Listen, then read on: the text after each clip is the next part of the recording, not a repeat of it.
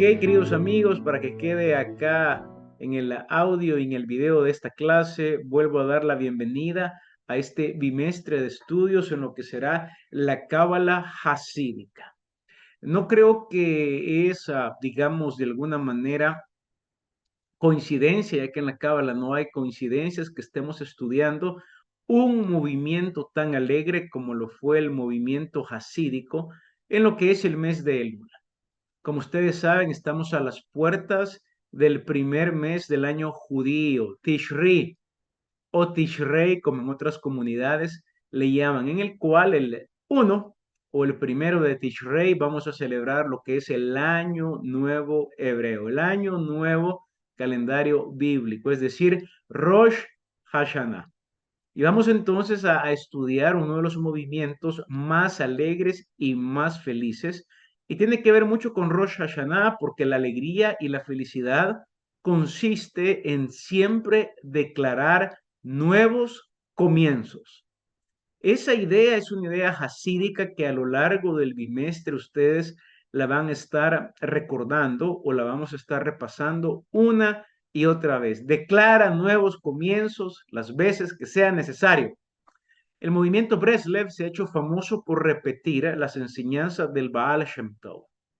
Es más, la mayoría de ustedes yo sé que están familiarizados con las ideas de Breslev, un movimiento contemporáneo cuya cabeza, cuyo jefe hasídico, es Rabino Shalom Arush. Para quienes están familiarizados con los libros del Jardín de la Fe, el Jardín de los Papás y los Hijos, o el llamado Jardín de la Educación, el Jardín de la Salud, el Jardín de la Paz en el Hogar, el movimiento que preside, Rabbi Shalom Arush, no es más que un movimiento hasídico, fundado por otro hasídico llamado Nachman de Breslov, también famosísimo. Lo vamos a estudiar también en este bimestre. De hecho, Nachman de Breslov es bisnieto del Baal Shem Tov, de quien hoy en esta clase vamos a comenzar a tener una introducción en su biografía de una manera corta, pero también en las ideas que él transmitía a sus discípulos. Los hasídicos o el movimiento del hasidismo se caracterizó, y aquí ya comienza la clase, ¿no? El movimiento del hasidismo se caracterizó porque tuvo la audacia de poner la cábala en palabras simples, en palabras llanas, es decir, bajaron la cábala al pueblo, tuvieron la audacia, fueron atrevidos y se dedicaron a difundir, a divulgar la cábala que había sido en la época medieval una cábala elitista, una cábala para las élites intelectuales europeas, una cábala para las élites en la región de Sefarad, una cábala para las élites también en la región de Safed. Y la cábala, como ustedes recordarán, cuando hemos estudiado al Ari, cuando estudiamos y de paso vimos un poquito las ideas del Ramak, cuando también profundizamos en las ideas de Rabí Abraham Abulafia y hemos mencionado a Rabí Isaac de Aco, a Joseph Gicatía, la cábala de León Castilla, la cábala de Cataluña, la cábala de Girona, la cábala de la Provenza, la cábala de Rabí Isaac el Ciego, la cábala de Moshe León de Guadalajara, a quien se le atribuye que realmente él fue el que escribió el Zohar en la región de Castilla. Cuando hablamos de esa cábala, estamos hablando de cábala intelectual, cábala para las élites intelectuales. Rabí Abraham Abulafia también fue un gran intelectual, obviamente, él también se mezcló con la cábala mágica o la cábala maasit, la cábala práctica. Sin embargo, toda esa cábala es cábala filosófica. Por eso quizá algunos de ustedes, los bimestres pasados, algunos se tomaron y tuvieron la libertad y en buena hora de escribirme y decirme, Kenneth, estas ideas del ARI son un poco complejas. Y la verdad, sí, son un poco complejas porque lo que hace el Ramak, es decir, Moisés Cordovero y la Escuela de Safed, lo que ellos hacen es un sistema de filosofía, teosofía, compleja, profunda, teórica. Y por otro lado, lo que viene a ser la cábala hasídica, aquí está ya una gran diferencia, ¿ok? Primera diferencia que quiero recalcar. Lo que viene a ser la cábala hasídica no es olvidarse de la parte teórica, de la parte filosófica, de la parte profunda teosófica, cosmogónica de la cábala medieval, sino que lo que hace la cábala hasídica no se olvida por completo, pero otra vez refresca el derrotero, refresca el rumbo de la cábala práctica, la cábala mágica, la cábala meditativa. Y lo hace en un lenguaje que las masas europeas pueden entender. Así que esta cábala es bastante práctica. De hecho, en esta clase, hoy mismo vamos a terminar con una corta y breve meditación. No compleja, vamos a hacer una sencilla meditación llamada simplemente Hitbodedut. Vamos a dejar los últimos 10 minutos de esta clase para hacer una sencilla meditación. Así que el movimiento hasídico o el movimiento de los piadosos se caracterizó por bajar la cábala al pueblo. Recordemos que allá en 1490, si no me equivoco, por allí se expulsa a los judíos de Sefarad, de España. Y España había sido un centro de cábala poderosísimo. España acuñó a los mejores cabalistas de toda la historia. Sin embargo, cuando expulsan a los judíos de España, la cábala se mueve hacia la región de Safed y también la cábala se mueve hacia la región de Europa Oriental. Estos movimientos, como el movimiento hasídico, va a florecer muchísimo en la región de Europa Oriental. Las grandes mentes van a comenzar a desarrollar estas ideas profundas, pero a la vez de manera práctica entre el pueblo. Llegó un momento en el que todas las comunidades europeas, es decir, de alguna manera, voy a ocupar la siguiente expresión, eran comunidades cabalísticas. Todos los rabinos prominentes de la época del siglo, vamos a decir, 16, 17, 18 en Europa, de alguna manera conocían mucha mística, conocían mucha cábala.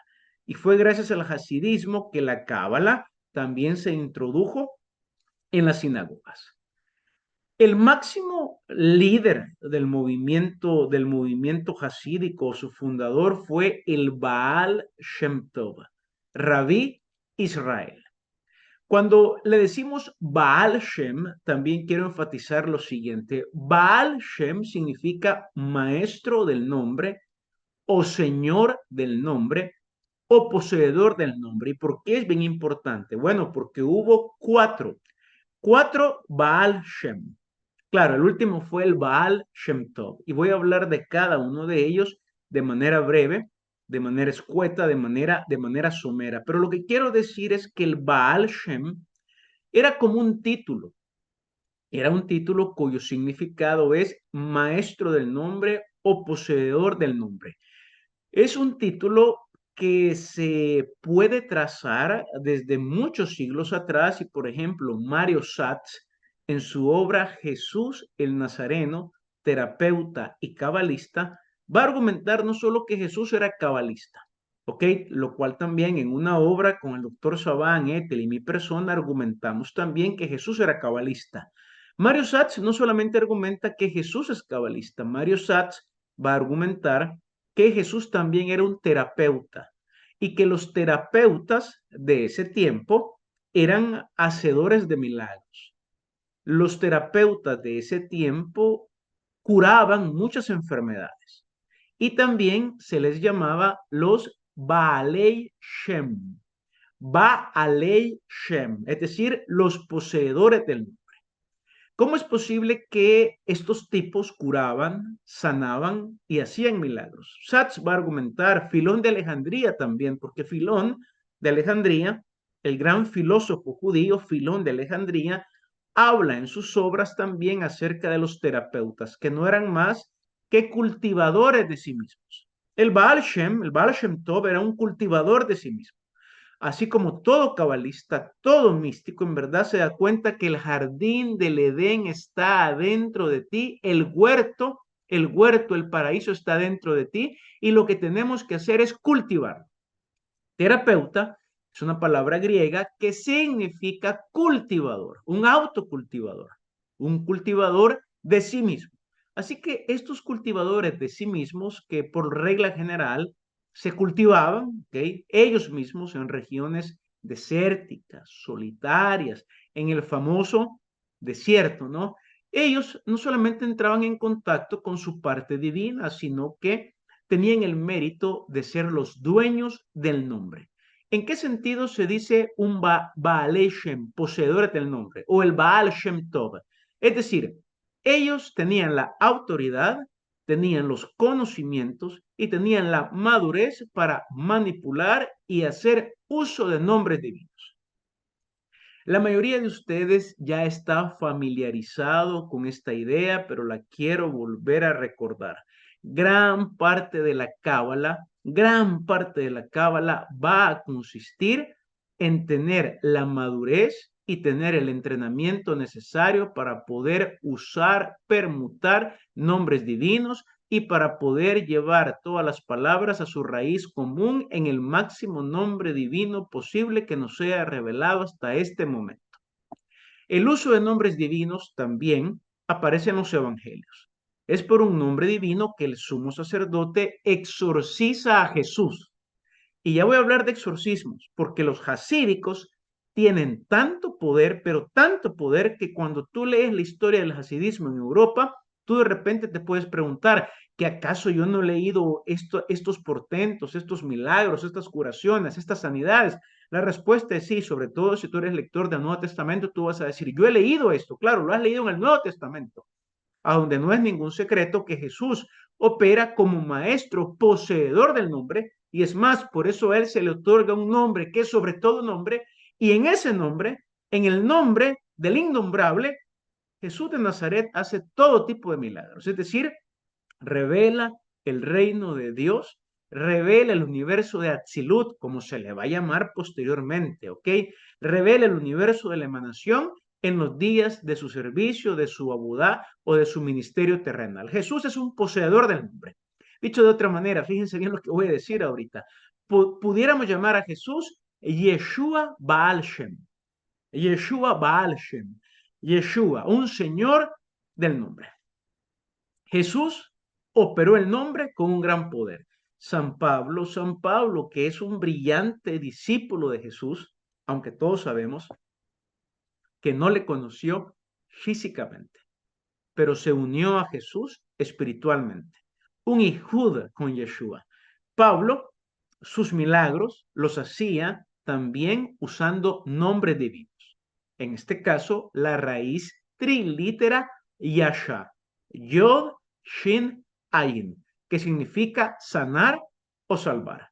Y haciendo uso de este nombre divino de 3 letras, la Yod, la Shin y la Ayin, Pablo también sanaba y salvaba. Los terapeutas, ¿por qué sanaban? Porque la raíz trilítera Yasha, de la cual se desprende el sustantivo Yeshua, que nosotros traducimos como Jesús, implica salvar y sanar. De allí que todo salvo es sano, y toda sanidad física no es más que la revelación de lo milagroso del reino de los cielos operando en nuestra realidad espacio-temporal. Pablo sanaba ocupando un nombre divino, que en su opinión era el nombre divino que estaba sobre todo nombre.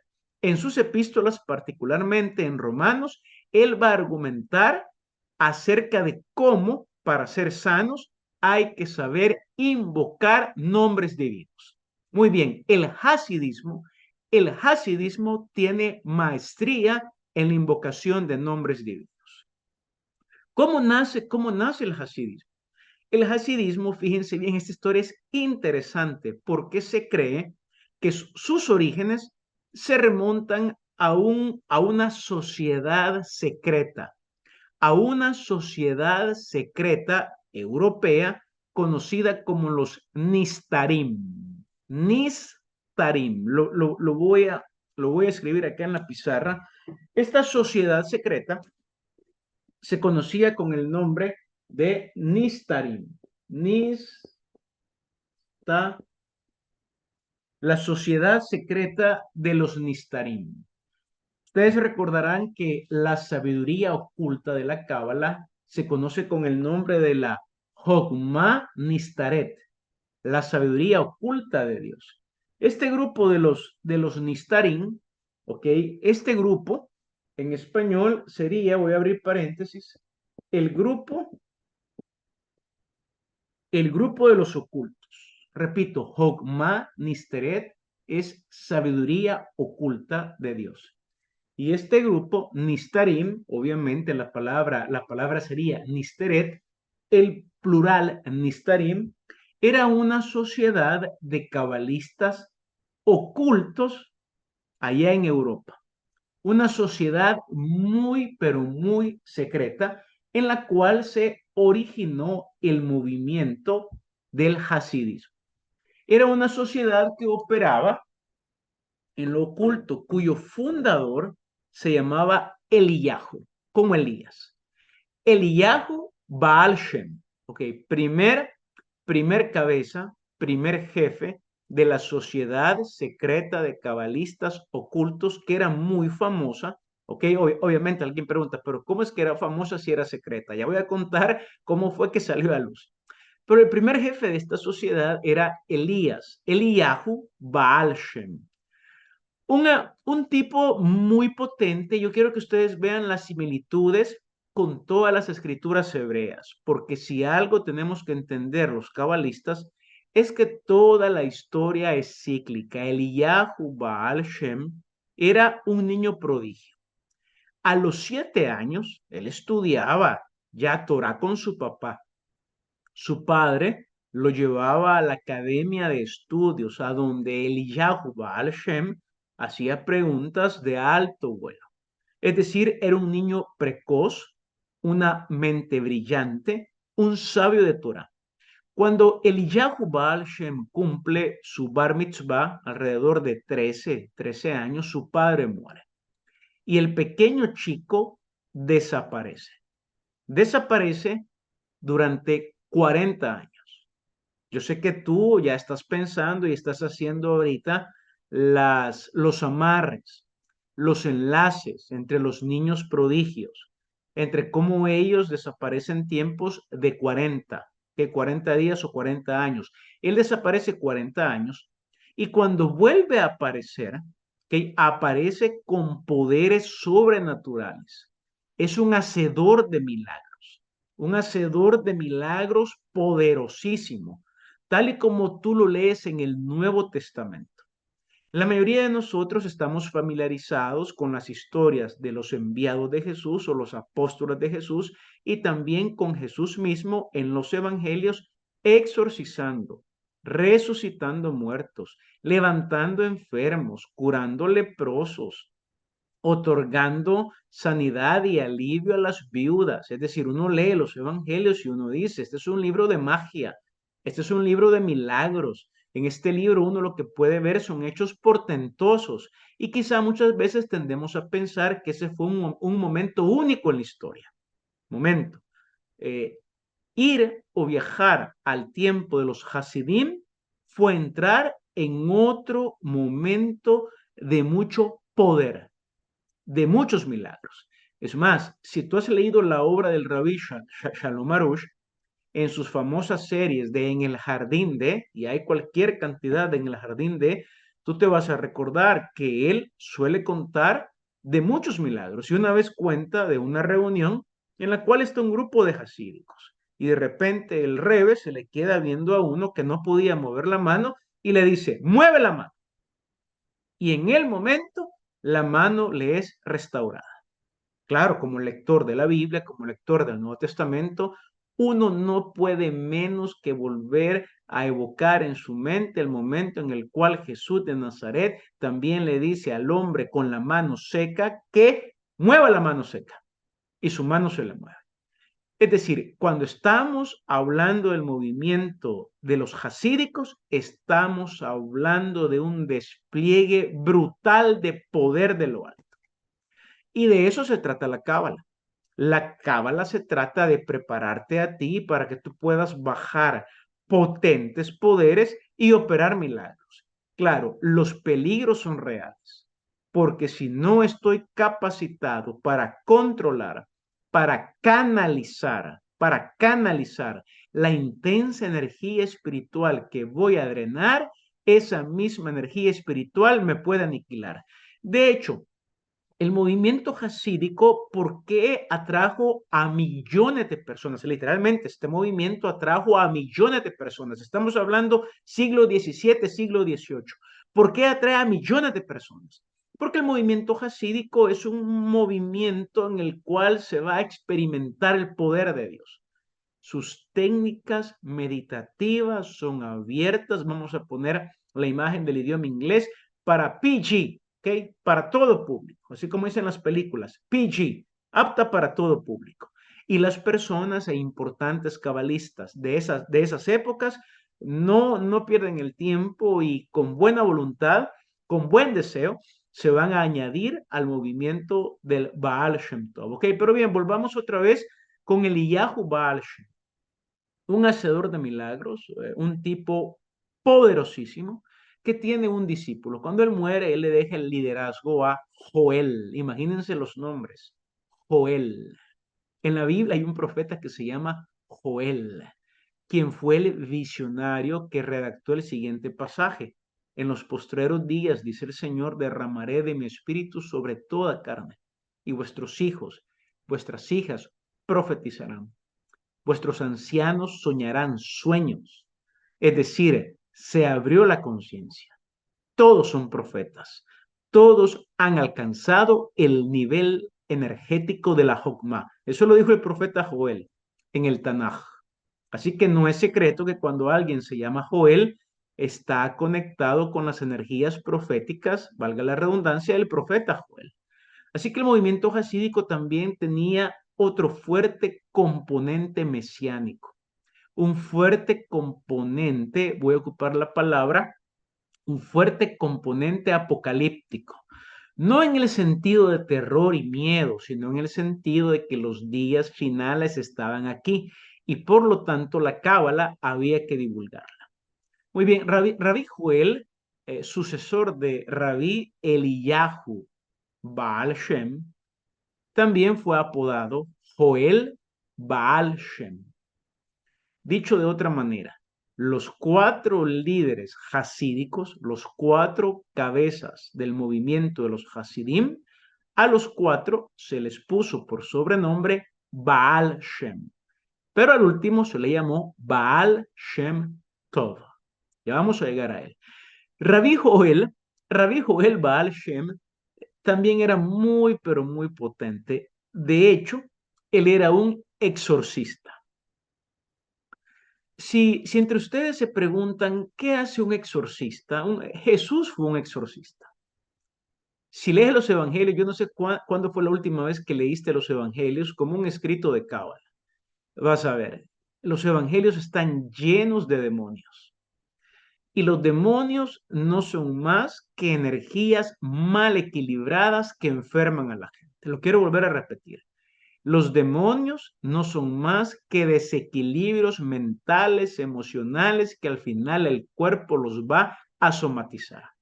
Angustias, excesos de angustias, excesos de depresiones, es decir, excesos de tristeza. Por eso los hasidim van a decir, tienes que hacer cualquier cosa que esté a tu alcance para evitar la melancolía, la tristeza y no se diga la depresión. Estados en los cuales, ok, aquel que prolonga su pesar puede ser poseído por él. Palabras que te vienen a dar una pista de qué es estar endemoniado. Es decir, con energías internas desequilibradas que nos hacen padecer de ser angostos de conciencia. De angosto de conciencia viene la angustia del alma y estar en estados patológicos de exceso de estrés, exceso de angustia, exceso de congoja, que se manifiesta, por ejemplo, en que ya no duermo bien. No dormir bien es un estado patológico que hay que prestarle muchísima atención. Pensamientos confusos en exceso son estados patológicos. Pensamientos de ansiedad en exceso son estados patológicos que los terapeutas de antaño trataban. Y al igual que Jesús, otros terapeutas eran llamados equilibradores y eran poseedores del nombre, capaces de reciclar las fuerzas demoníacas en ellos, a través de ellos, para permutarlas en energías positivas. Eran dueños de esos secretos. Y tras eso vamos en la cábala, ¿ok? Así que Rabí Joel Baal Shem, quien fue la siguiente cabeza del movimiento de los ocultos o de los Nistarim, de los cuales viene el movimiento de los hasídicos, también era un potente exorcista. Cuando él muere, le deja el liderazgo a su discípulo. Vean cómo funciona esto de maestro a discípulo. Es la misma idea que encontramos en el Tanaj y la misma idea que encontramos en los evangelios y la misma idea que encontramos en los escritos de San Pablo cuando él dice que mis discípulos favoritos son Timoteo y Epafrodito. En la carta a los filipenses, yo no tengo a ningún discípulo como Epafras y como Timoteo. Timoteo, mi amado hijo en la fe. Entonces Joel Baal Shem tenía un amado hijo en la fe que se llamaba Rabí Adam. ¿Y saben cuál fue el sobrenombre de Rabí Adam? Rabí Adam Baal Shem. Otra figura críptica, muy oscuro. De él no se conoce absolutamente nada, de este cabeza de los Nistarim o de este cabeza de la sociedad oculta europea. No se conoce absolutamente nada. Y hay varias razones. Primera es que en esa época había muchos pogromos. Hubo un pogromo famoso en Polonia y se me escapa ahorita el nombre del gobernante que lo lleva en contra de las comunidades judías y asesina a miles de miles, que lo que hace es que los movimientos judíos por temor se escondan. Pero no solamente eso, en esos tiempos también recuerdan ustedes al falso Mesías de Esmirna, a Shabbatei Zvi o a Sabbatei Zevi, como tú lo quieras pronunciar. ¿Ok? Aquel que en 1666, ojo con esta fecha, 1666, si le quitas al 1, ¿ok? Si quitas el 1 te queda aquel que en 666, ¿ok? Un sultán se enoja con él y le dice, muy bien, tú dices que eres el Mesías de Israel. Y fíjense que a estas alturas en muchas sinagogas de Europa ya se le adoraba, se le veneraba. Habían oraciones en las cuales se oraba en nombre del falso Mesías de Esmirna, Shabbatei Zvi. Y un sultán enojado con él le manda a decir, o te conviertes al Islam o te mato. Y ahí se acabaron las aspiraciones de Shabbatai Zvi y él se convierte al Islam, lo cual hace que muchos seguidores de él se decepcionan y que también los rabinos digan, momento, este tipo lo que sí era que meditaba mucho, lo cual es cierto, meditaba mucho desde pequeño y muchos decían que este falso Mesías había meditado con Eliyahu Baal Shem. Imagínense eso. Y por lo tanto, la cábala que estaba floreciendo, que era vista con agrado, ¿ok? Tal vez no en muchas comunidades, pero en varias ya volvió a ser perseguida. Y eso hacía que el movimiento de los Nistarim se mantuviera siempre de alguna manera secreto y oculto. Aquí quiero hacer un paréntesis, quiero decir lo siguiente en esta digresión. Se dice, y particularmente lo afirma Arye Kaplan en uno de sus libros, hablando acerca del falso Mesías Shabbatai Zvi, que él, el peligro de él o lo que le pasó a él fue que como meditaba desde joven, y él dice, y uno de los problemas de la meditación es que te hace creer que tienes poderes ilusorios.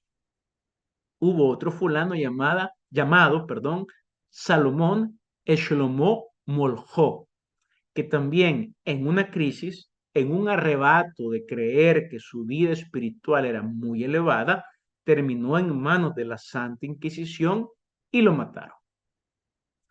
El movimiento hasídico y particularmente el Baal Shem Tov más adelante, trazando los peligros de la meditación cuando la meditación no es bien enfocada, o la cábala o la intención es una intención que todavía no ha sido purgada, no ha sido purificada, el Baal Shem Tov siempre va a recomendar cuando uno va a hacer una meditación demasiado profunda, hacerla en pareja. Que haya uno meditando y otro observando. Más adelante vamos a hablar un poquito acerca de eso, pero los Nistarim, entre muchas cosas, por los pogromos, porque en ese momento salió ese falso Mesías, la sociedad seguía actuando en secreto y este líder llamado Adam Baal Shem, fue una figura muy críptica de quien se sabe muy poco. Pero por esos días nacía un niño, un niño a una pareja de ancianos. Imagínense esto, un pequeño niño le nace a una pareja de ancianos. ¿A dónde hemos leído la historia de pequeños que le nacen a parejas de ancianos? Es una historia que al menos la hemos leído en Lucas, cuando Zacarías, ¿ok? Y Elizabeth dan a luz a un hijo en su vejez llamado Juan el Bautista. Es una historia que hemos leído también en Génesis, cuando Abraham, el anciano Abraham, y su esposa, la anciana Sara, dan a luz a Isaac. Es una historia que cíclicamente se va a repetir hasta que la redención se consume. Y aparece entonces en la historia de Europa Oriental una pareja de ancianos que dan a luz a un chico. El rabí Israel, claro, ¿quién no es un rabí? No es un chico pequeño. Sus padres mueren a corta edad y la sinagoga lo adopta. ¿A dónde he escuchado que la sinagoga adopta a un hijo? Ya me acordé a dónde lo he escuchado. En el libro de Primera de Samuel, ¿no? Cuando Samuel queda en el tabernáculo, ¿ok? En aquel templo que se mueve, aquel templo errante, ambulante, queda bajo el cuidado del sacerdote Eli. E Israel, este pequeño chico, nace siendo educado por la sinagoga. Y desde que él es muy chiquito, ¿okay? Los rabinos, las personas alrededor, se dan cuenta de que tiene dones, de que es un chico brillante, de que es un chico con muchos conocimientos ocultos, de que es una luminaria al estilo Jesús, que desde pequeño, de alguna manera, las personas a su alrededor se dan cuenta de que son elegidos. El rumor llega a la sociedad secreta de los Nistarim y este rabino Adam Baal Shem envía a su hijo para que vaya con Rabí Israel, con el pequeño, y lo comience, vamos a ocupar la palabra, lo comience a iniciar en el camino de los misterios y de los secretos y de las enseñanzas ocultas de la Cábala. Desde muy corta edad, Rabí Israel, quien será el futuro Baal Shem Tov, aprende, aprende a mantener en secreto sus poderes. Yo creo que esta parte no se puede exagerar. Aprende a mantener en secreto sus poderes, al igual que Juan el Bautista. Mantiene en secreto su llamado hasta que llega el día de su manifestación a Israel, tal y como lo afirma el Evangelio de Lucas en sus primeros capítulos. Rabí Israel crece dentro de la sinagoga y de hecho a los 18 años se decía que él ya era el líder del movimiento de los Nistarim. Y sucede algo que a mí me impacta mucho esta historia porque se dice que él era el que limpiaba la sinagoga. Así que si de alguna manera queremos ascender a los universos superiores, hay que aprender a limpiar los templos, hay que aprender a limpiar las sinagogas, hay que aprender a limpiar nuestras vidas, hay que aprender a limpiar los platos sucios que tenemos en la casa, hay que aprender a limpiar la basura en la casa, hay que aprender a ordenar el cuarto, hay que aprender a hacer la cama. Fíjense que muchas veces nosotros creemos que la cábala o el secreto para ascender se encuentra solamente en aislarnos. Aislarnos es parte de las tareas de un cabalista, pero también parte de la tarea de un cabalista, al igual que la tarea de Jesús, era hacer muebles, ¿no? Era ayudarle a su papá. Y al igual que la tarea de Rabí Israel, quien llegó a ser el jefe más grande del movimiento de los Hasidim y también de la sociedad secreta de los Nistarim, es a través de actividades cotidianas en las cuales también los místicos toman conciencia de que la luz más fuerte se encuentra en las profundidades más densas de la materia. Así que aquel chico no llamaba la atención. ¿Por qué razón? Porque había aprendido a mantener sus poderes en secretos. Más, queridos amigos, alumnos, yo les quiero decir algo. El poder más grande se encuentra en el estudio oculto. Nunca olviden esta regla. El poder más grande se encuentra en el estudio más oculto. Cuando tú ves que alguien desaparece de Facebook, cuando tú ves que alguien desaparece de Instagram, cuidado, porque el tipo o la tipa va a volver con mucho poder. Este es el proceso que se llama como ocultarte y revelarte. Te ocultas para revelarte y revelas para ocultarte. Jesús revela todo, se vuelve a ocultar y se oculta en el desierto para luego revelarse. Lo mismo hace Juan el Bautista. Entonces Rabí Israel crece de esa manera, crece, pasa desapercibido, como Miriam, la madre de Yeshua, como el pequeño joven que pasa desapercibido hasta el día de su manifestación a Israel, porque lo van a llamar para que derribe. Ok, él se ofrece a derribar al gigante llamado Goliat, pasa desapercibido hasta el día en que se manifiesta públicamente a Israel. Así que este Rabí Israel pasa bajo los pies, bajo la tutela del hijo, ok, de Adán, Baal Shem, quien lo introduce a los secretos de la mística. Al final le dan la mano de una guapa señora, de una señora piadosa. Israel se casa, se van allá por las montañas de los Cárpatos y Rabí Israel pasa, al igual que Luria, este dato tampoco puede ser pasado por alto, pasa 7 años en reclusión. 7 años en reclusión. 7 años en meditación en montes y también tenía una cueva especial. El acuña, se puede decir la frase ya existía, pero va a ser alguien que con él se va no a poner de moda todavía porque lo hace el bisnieto, Rabbi Nachman de Breslev, pero la famosa y célebre frase Hitbodedut, lo cual hoy vamos a tener una pequeña meditación de Hitbodedut. Hitbodedut significa aislamiento, aislamiento mental. Porque si no aprendemos a aislar nuestros pensamientos y enfocarnos en una sola cosa, muy difícilmente vamos a lograr ascender a los universos superiores, cuya puerta, cuyo portal se nos abre cuando estamos presentes con todas nuestras fuerzas en el aquí y en el ahora.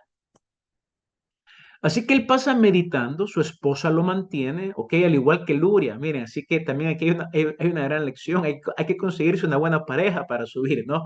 Porque su esposa lo mantiene, pasa 7 años, ok, dedicado al estudio, leyendo las obras, ok, de los cabalistas ocultos de los Nistarim, haciendo hitbodedut, reclusión física y reclusión mental, hasta que lo mandan a llamar, ¿okay? Él vuelve a un pueblo de Ucrania, un pueblo pequeñito de la región de Ucrania, y llega el día de su manifestación.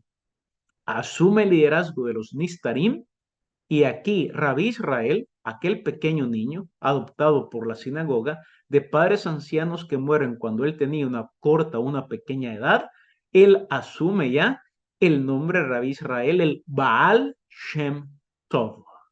Solo que se le añade bueno, el maestro del bondadoso nombre, el maestro del buen nombre, el Baal Shem Tov. Y es bajo el liderazgo del Rabí Israel, del Baal Shem Tov, que él saca a luz, él decide sacar a luz el movimiento oculto de los Nistarim.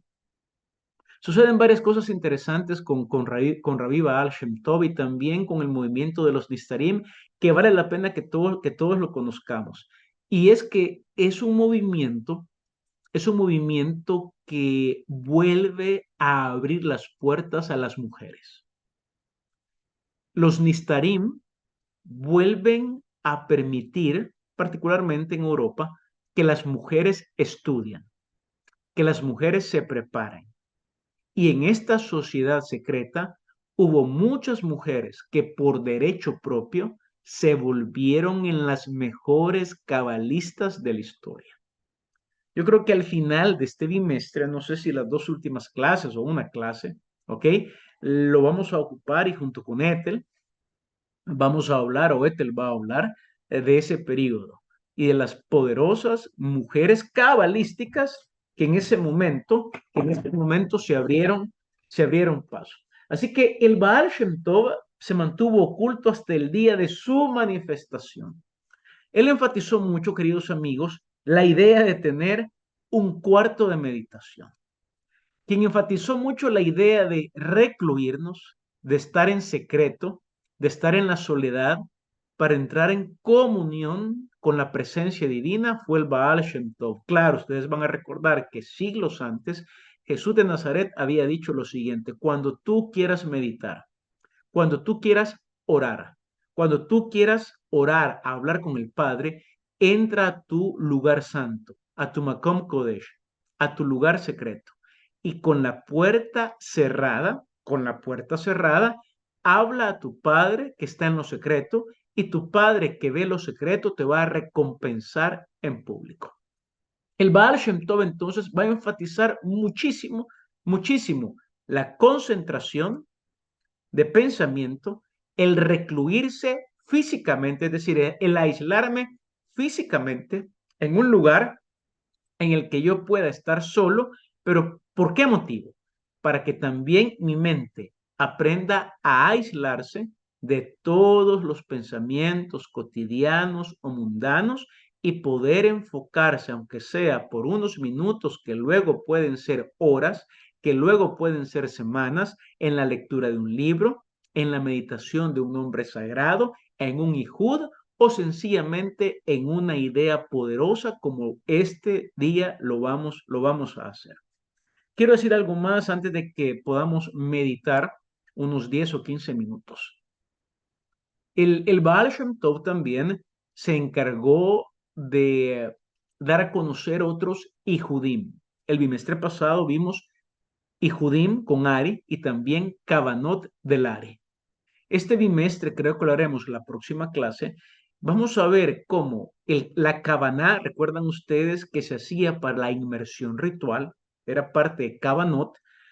El Baal Shem Tov lo que va a hacer es un Ijud, una unificación de la mikveh ocupando dos nombres sagrados, de los cuales uno de ellos es uno de los nombres que aparece en Éxodo, ¿ok? En aquellos famosos, ¿no? Los 72 nombres de Dios. Y de esa manera la mikveh, el Baal Shem Tov nos va a proveer la manera de amarrarla a un nombre divino de alta potencia. Lo interesante de esto, queridos amigos, queridos alumnos, es que este movimiento no solamente nos va a proveer de Ijudim, de Kavanot, de meditaciones un poco complejas, sino que también nos va a ayudar a poder entrar en contacto con los lugares celestiales a través de meditaciones sencillas, sencillas, que lo que van a requerir no es tal vez tanta memorización o tanta destreza en el idioma hebreo o tanta destreza en estar capacitado para hacer gematria, cosa que también el Baal Shem Tov ocupó muchísimo. Es más, les quiero decir que entre ustedes yo creo que la retroalimentación que he recibido es que el trimestre de Rabí Abraham Abulafia fue de tremendo provecho, y lo que sucede es que el trimestre o el bimestre, perdón, con Abulafia sentó unas bases que son la base de toda la meditación, lo que es la permutación de letras. La permutación de letras no solamente es la base de toda meditación, sino que es la escalera que nos permite alcanzar los mayores niveles de iluminación. El Baal Shem Tov ocupó también las técnicas de Ijudim, pero llegó a comprender una de las cosas que también se enseñó, y es que cada palabra que sale de tu boca, cada palabra que sale de tus labios, obviamente la palabra de que se forma, la palabra se forma de letras, y cada letra es un universo, cada letra contiene multitud de almas, y aquel que sabe cómo combinar cada letra para armar palabras, palabras que unifiquen toda la realidad, ya está en camino de poder ser alguien portentoso, un verdadero sadik, un verdadero exorcista y un verdadero hacedor de maravillas. Ese fue el movimiento de los Hasidim. Bajaron la cábala para que el pueblo, para que la gente sencilla pudiera experimentar el gozo de los mundos superiores a través de una vida contemplativa, una vida meditativa y una vida en la cual los milagros, al igual que en el Nuevo Testamento, los milagros pudieran ser experimentados en la dulce cotidianidad. Vamos a meditar, queridos alumnos, queridos amigos, Y lo que vamos a hacer ahorita es, les invito a avisar ahí en su casa, si hay personas, hijos, parientes, familiares, los invito a avisarles que vamos a meditar. Nos vamos a tomar el tiempo para hacer lo que se llama una meditación en la cual se practica el estado de reclusión mental. Tomamos unos pequeños minutos, quizás uno, para estar solos en casa, para quitarnos los zapatos y quitarnos los calcetines. Y voy a explicar en qué va a consistir la meditación que vamos a hacer en este momento. Es una meditación sencilla, es una meditación que lo que hace es bloquear todos los pensamientos para que nos centremos en un pensamiento. El pensamiento de que, ¿cómo puedo ser merecedor de la presencia divina? Y solamente en ese pensamiento vamos a estar. ¿Qué vamos a necesitar? Estar sentados. La mayoría de ustedes ya conoce la posición que ocupamos para meditar. Sentados. Estaremos sentados. Yo estoy ahorita sentado, ¿ok?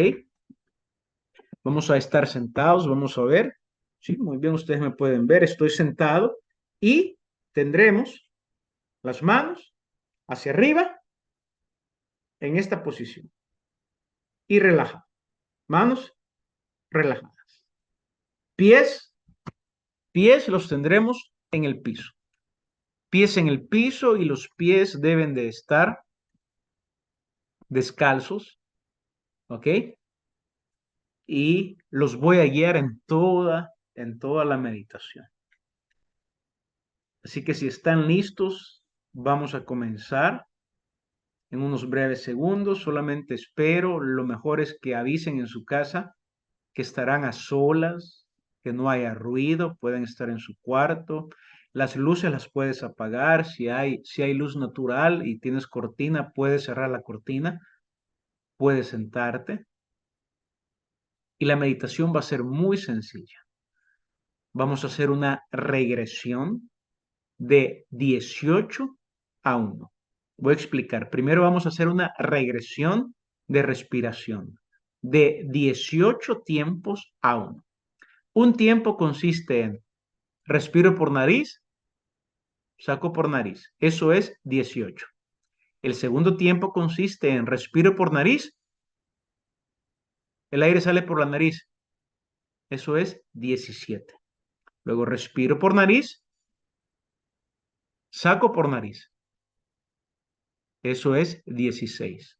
Luego respiro por nariz, saco por nariz.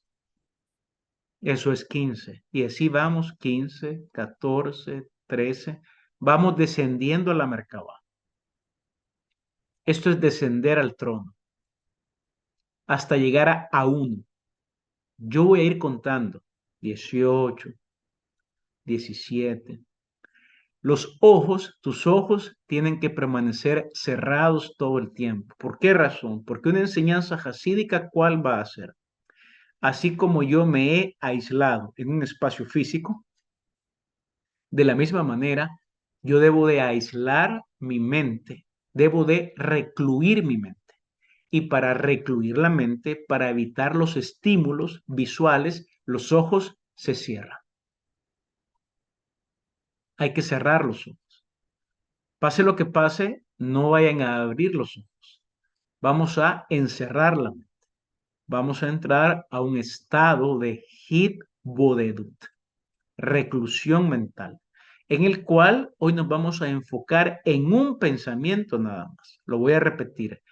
¿Cómo puedo ser merecedor de la presencia divina? No vamos a pensar en nada más. Cuando llegue el momento, lo voy a decir. Así que repito, estoy sentado, los pies, las plantas de los pies, descalzo, tocan el suelo.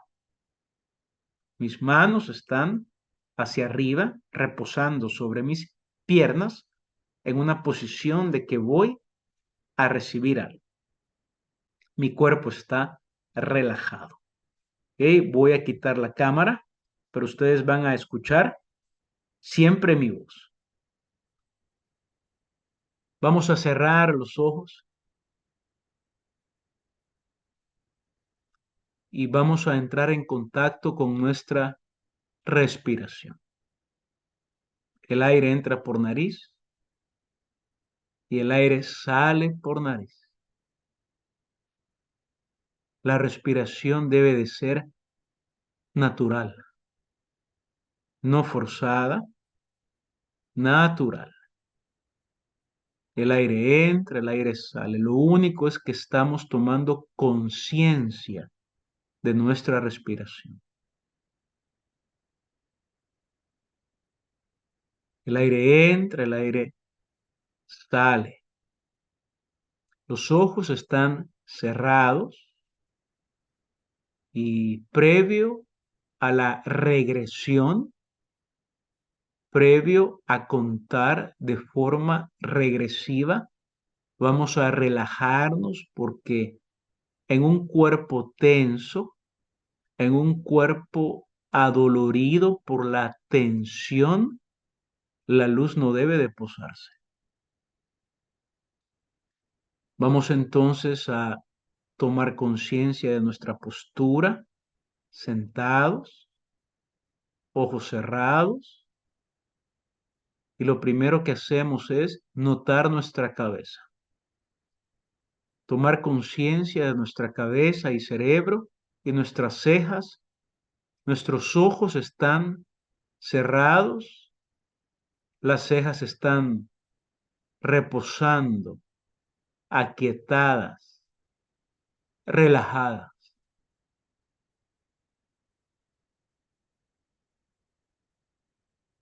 Tomamos conciencia de nuestros pómulos, nuestra mejilla derecha, nuestra mejilla izquierda. La lengua reposa suavemente sobre nuestro paladar.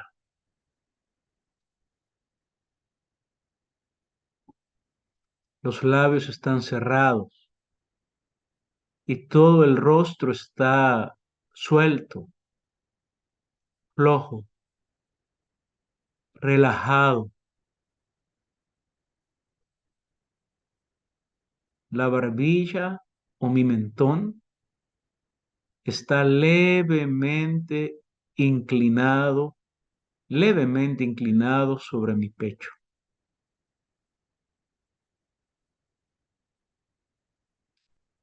Percibo mi mano derecha y también siento mi mano izquierda, mi brazo izquierdo. Puedo percibir y sentir el dedo pequeño de mi mano derecha, el siguiente dedo, luego el dedo de en medio, luego el dedo índice y por último el pulgar derecho.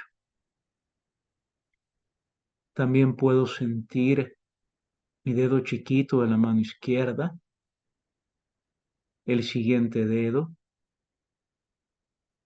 luego experimento el dedo de en medio de la mano izquierda, el índice y el pulgar izquierdo. Mis dos brazos y manos y dedos están flojos, sueltos, relajados.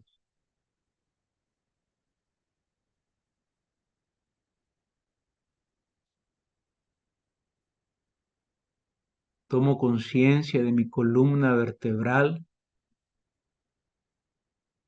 Puedo sentir las vértebras, los agujeros de las vértebras. Cada vez que inhalo aire y exhalo el aire, siento como el aire pasa por los orificios abiertos de las vértebras. El aire sale, el aire entra. Toda mi espalda y mis hombros están sueltos, están flojos, relajados.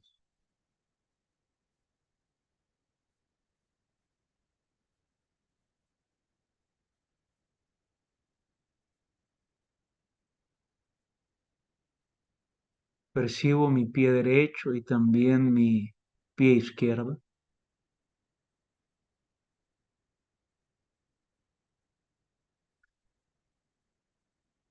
Percibo mi dedo chiquito del pie derecho, el siguiente dedo, el de en medio, el otro y por último también el dedo gordo del pie. Lo percibo, lo siento.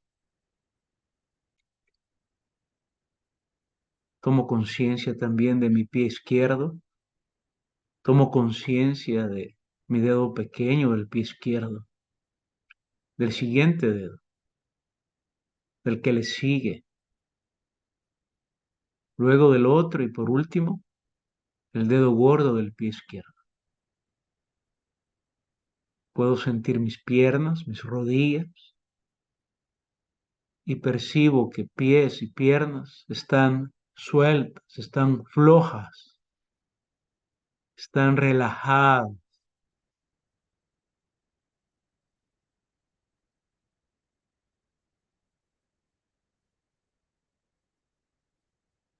Todo mi cuerpo está flojo. Todo mi cuerpo está suelto, libre, relajado.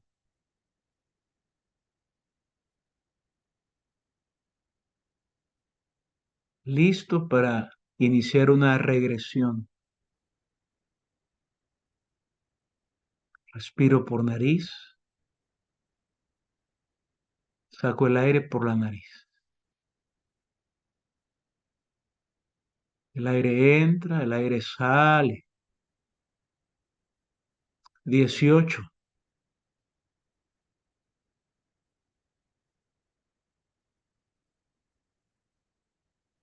17,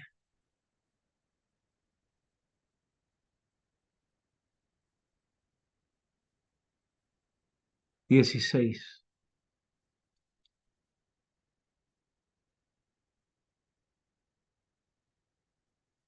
15,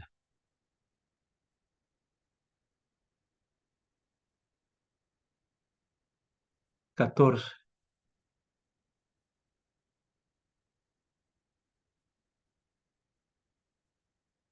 13,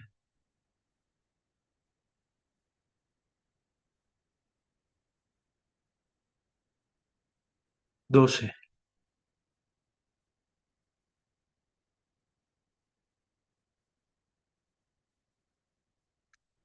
11,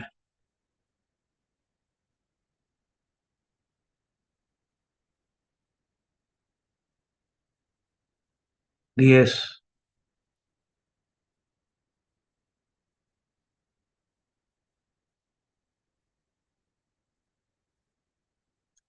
9,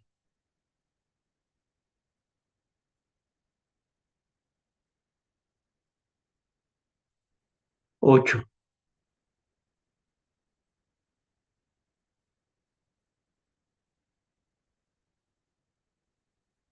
7,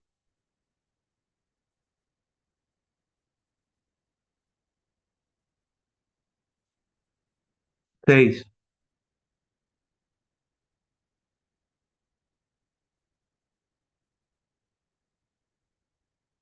5,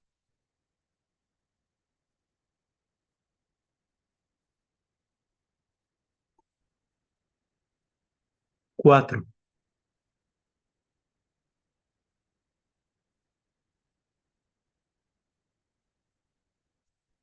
3,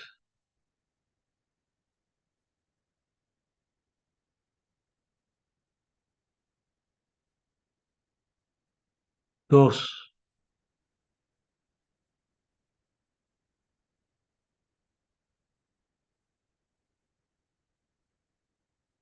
1.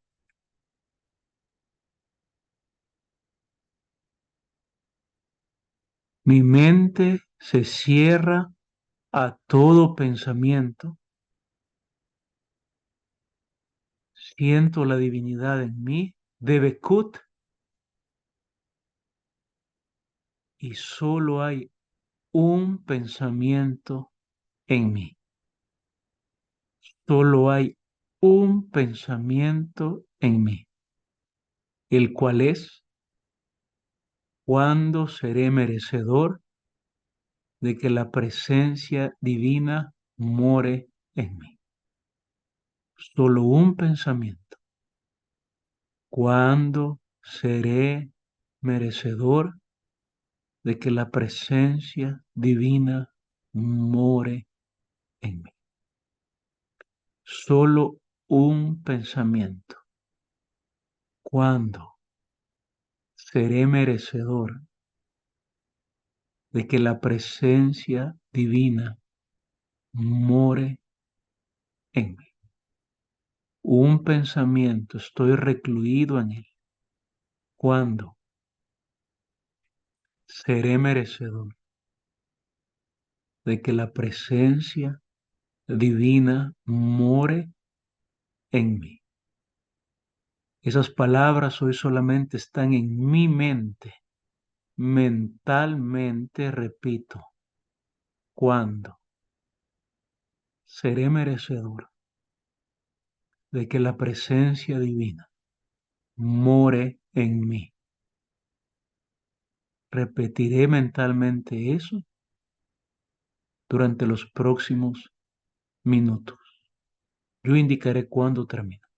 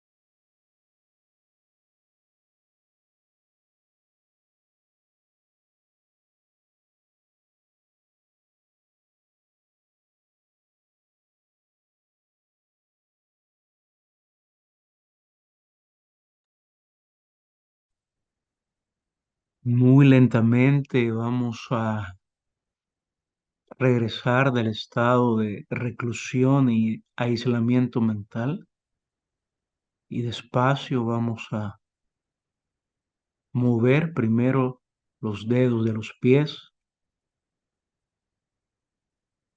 Siempre mantengo ojos cerrados y lentamente muevo también rodillas, mis piernas también. Muevo mis manos, las puedo mover, las puedo frotar lentamente también. Puedo unirlas. Comienzo a mover los hombros. Si tengo deseos de estirarme, lo puedo hacer, de bostezar, despabilar, muevo la cabeza y